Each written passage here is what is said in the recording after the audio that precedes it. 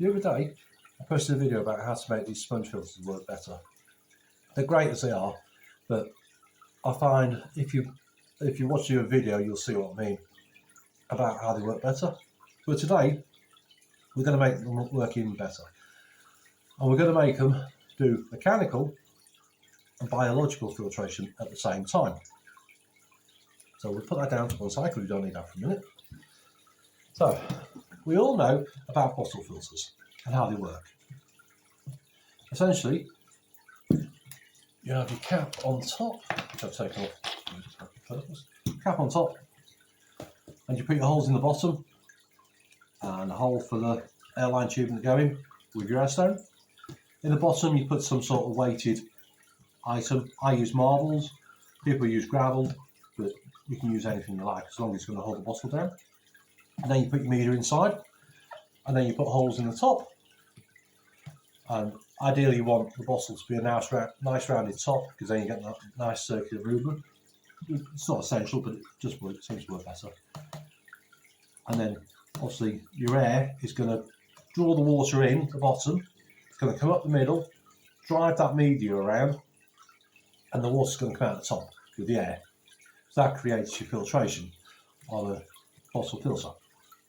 We're going to do something slightly different with this. So, what we're going to do is we're going to take our sponge filter, our draw pipe, which I've cut in half. It's quite essential you cut it in half. That goes on there. Our bottle's going to go on there like that. And our tubing is going to go inside and connect to the sponge filter. That way it's going to draw the water in through the sponge filter, up the draw pipe, into the bottle, up through the media and out the top, creating a mechanical and biological filtration all at the same time. So we'll put that to one side for a second.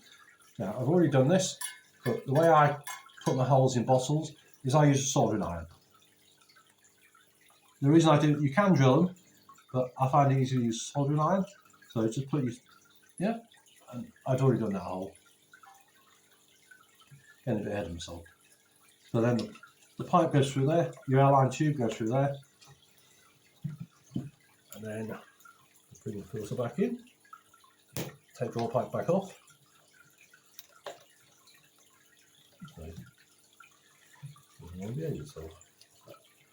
It's probably a short piece of pipe, but this is only for demonstration purposes. Put the pipe down through your draw pipe, connect it onto your sponge filter, put the draw pipe back on, and then your bottle over the top. It's quite essential you don't have a kink in your air pipe. I don't know if you can see that. That's free movement, so there's no kink to reduce the flow. Excuse me. Right, so that's the bottom bit done. Now what we have to do is do some holes for the top.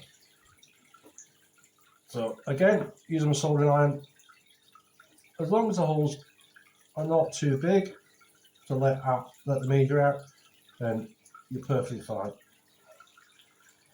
And this is a 2 litre bottle. You can do it on any size bottle. I've got a 5 litre bottle in my big pond, like this.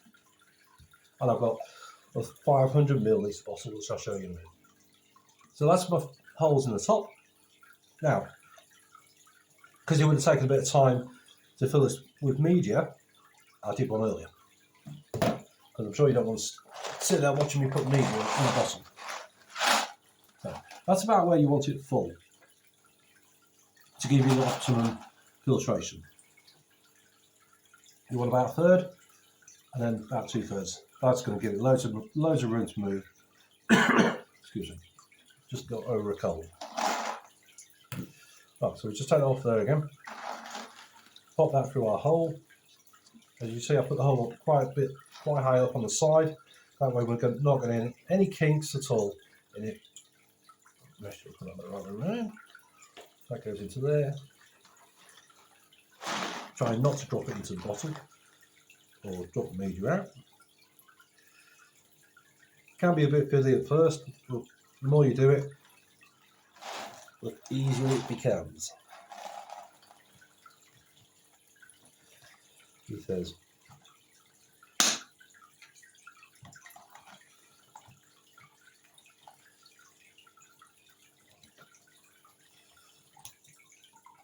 There we go. And there you have one sponge bottle filter. And just take off that stand and just turn this soldering iron off.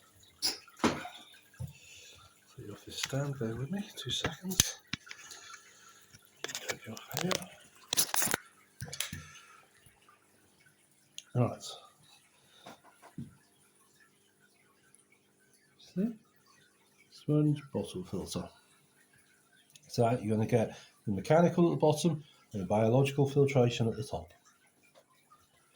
And if I just show you this one in here, this is a 500ml bottle, because I'm lighting it. You can see the media moving around in the bottom. Excuse me. It's got a little sponge on the bottom,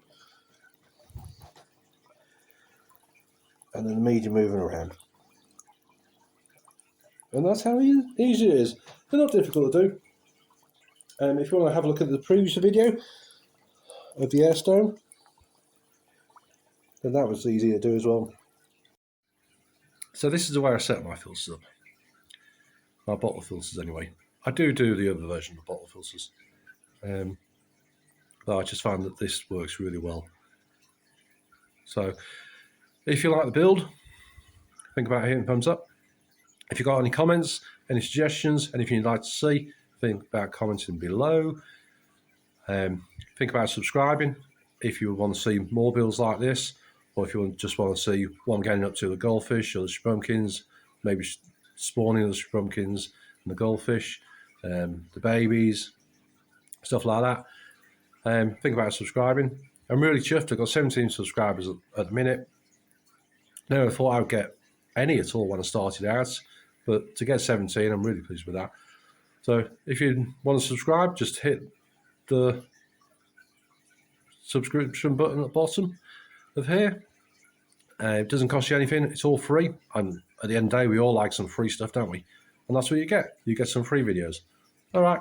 I'll see you on the next one. Bye.